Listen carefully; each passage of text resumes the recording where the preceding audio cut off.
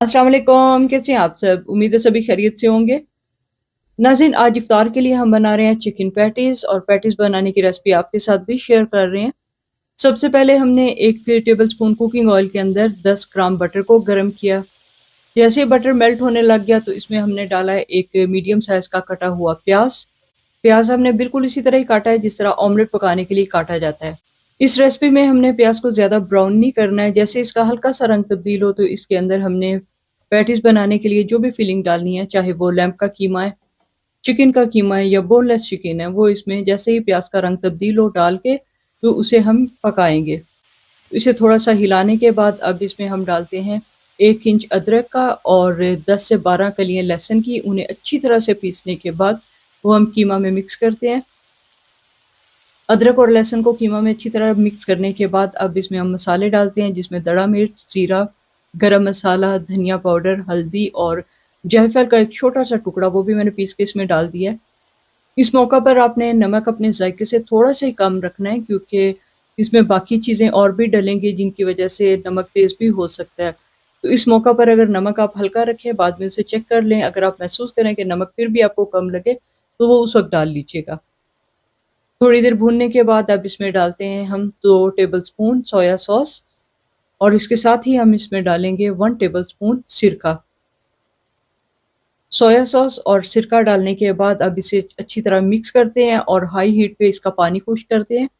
जब पानी थोड़ा-सा ही रह जाए तो उसमें हम हीट को मीडियम करके तो ढक्कन लगा के कीमा पकने के लिए रख देंगे।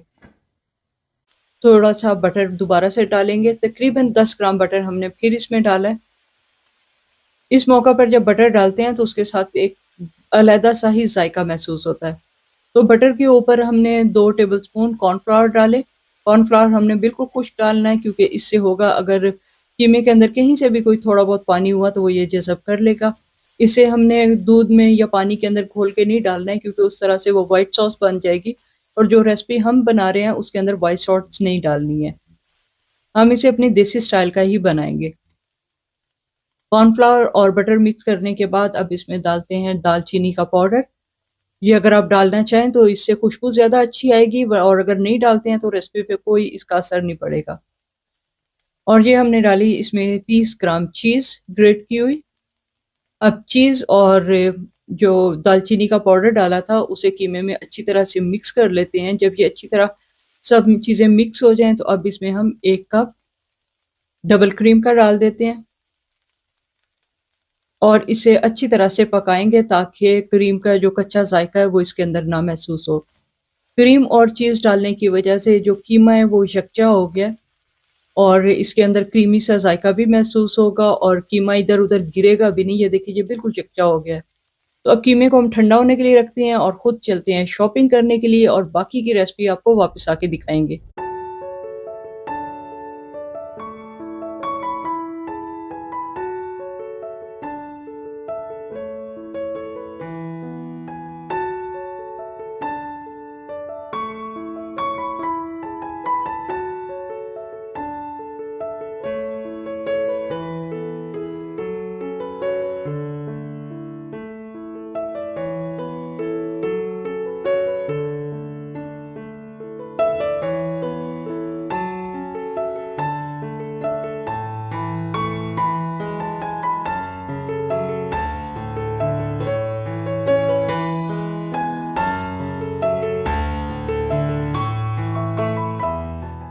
पैटीज़ क्योंकि हमें ज़्यादा गहरे रंग की नहीं चाहिए थी, इसलिए हमने अंडे की ज़र्दी निकाल दी है, लेकिन अगर आप चाहते हैं, तो आप पूरे का पूरा अंडा भी इस्तेमाल कर सकते हैं। पैटीज़ के लिए ये कोई भी असूल नहीं है कि ये किस शेप की होनी चाहिए, आपका जो भी दिल करता है, आप उसी शेप में इसे बनाएँ। पैक करने के बाद इन्हें हम प्री हीटेड ओवन के अंदर 180 टेम्परेचर पे 15 से 20 मिनट के लिए मिडल शेल्फ पर रख के पकाएँगे।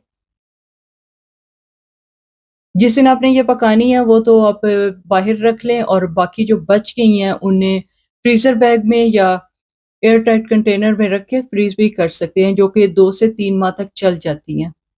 वैसे ये बचती नहीं है कि 2-3 माह तक चल जाएँ क्योंकि जिस दिन बनाते हैं या तो उसी दिन या फिर उससे अगले दिन ये सारी की सारी ख़त्म हो जाती हैं।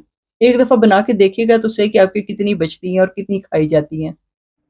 पैटीज़ की जब हम फिलिंग तैयार करते हैं तो उसके अंदर बारीक काट के हरी मिर्चें भी डाल सकते हैं।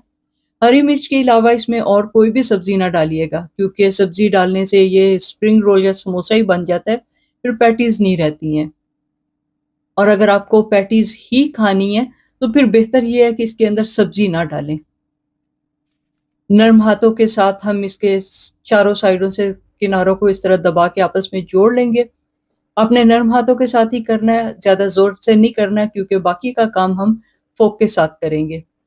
फ़ोर्क के साथ करने का ये फ़ायदा होता है कि एक तो ये अच्छी तरह से सील हो जाता है, दूसरा एक बड़ा प्यारा-सा डिज़ाइन बनता है। इसे अच्छी तरह से सील करने के बाद अब एक छुरी के साथ इसके ऊपर छोटे-छोटे कट लगाते हैं या फ़ोर्क के साथ ही सुराख करते हैं।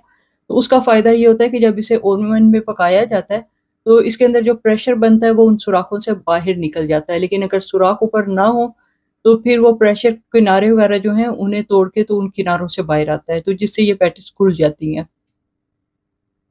जो अंडे की सफ़ेदी हमने रखी थी उसे अच्छी तरह से फेंट के इसे पैटीज़ के ऊपर लगा दिया। अब इसके ऊपर हम लगा रहे हैं सफ़ेद तिल और उसके साथ ही कलौंजी। तो कलौंजी की जगह पे अगर आप लगाना चाहें तो आप काले तिल भी लगा सकते हैं, लेकिन ये थोड़ी-सी मुख्तलिफ लगती है, इसकी खुशबू भी बड़ी प्यारी आती है और ज़ायका भी बड़ा अच्छा आता है, तो इसलिए मैंने कलौंजी लगाई है। फिलिंग अगर अच्छी तरह से तैयार की हुई हो तो इन्हें उठाने में भी आसानी होती है। अब इन्हें हम प्री हीटेड ओवन के अंदर 180 टेम्परेचर पे मिडल शेल्फ पे रख के 15 से 20 मिनट के लिए पकाते हैं। जैसे ही ओवन को हमने खोला है तो अंदर से इतनी प्यारी खुशबू पूरे घर में फैल गई है। ऐसे लग रहा था कि जैसे हम किसी बेकरी में आए हुए हैं। आप भी बना के देखें। सभी आपसे यही पूछेंगे कि आप कौन-सी बेकरी से ये लेके आए हैं। एक दफ़ा बनाइएगा और उसके बाद हमें ये ज़रूर बताइएगा कि आपकी किस तरह से बनी है और कितने लोगों को ये पसंद आई हैं। तो इसके साथ ही हमें दीजिए इजाज़त, आपके साथ दोबारा फिर मुलाकात होगी एक नई रेसिपी के साथ, एक नए व्लॉग के साथ। तो तब तक के लिए अल्लाह हाफ़िज़।